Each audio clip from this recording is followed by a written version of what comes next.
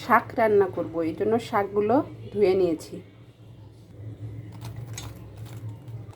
দিয়ে দিব রসুন পেঁয়াজ কুচি, কিছু কাঁচামরিচ, পরিমাণ মতো লবণ।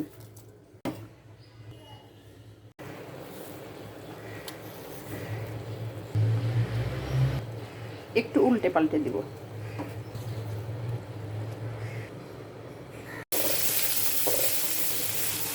লবণ হলুদ দিয়ে কিছু চিংড়ি মাছ ভেজে নিব।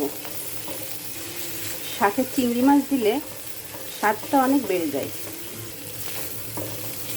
যারা চিংড়ি মাছ দিয়ে শাক রান্না করেন তারা তো করেনি, আর যারা করেননি একবার করে দেখতে পারেন।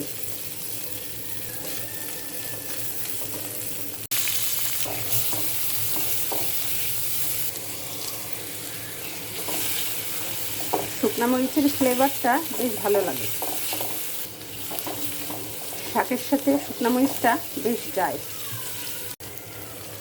শাক খেতে বসলে শুকনো মরিচে কামড় পড়লে বেশ ভালো লাগে।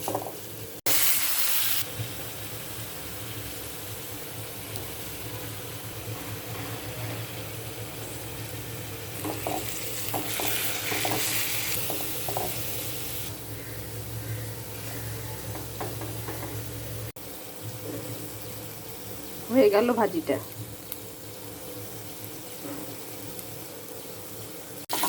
ডিম ভুনা করব, ডিমগুলো একটু ভেজে নিচ্ছি।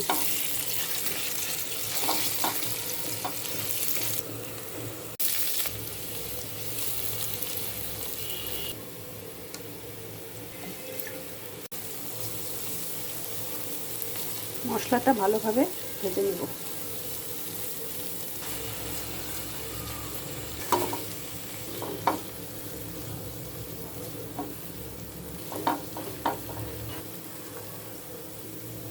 সামান্য পানি দিয়ে দেব। গরম মশলা গুঁড়া, দুটো কাঁচামরিচ,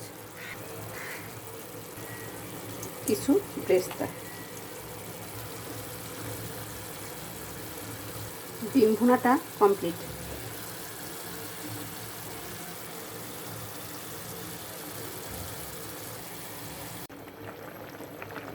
এ পর্যায়ে কাঁচা কলা আর আলু দিয়ে একটা তরকারি করলাম।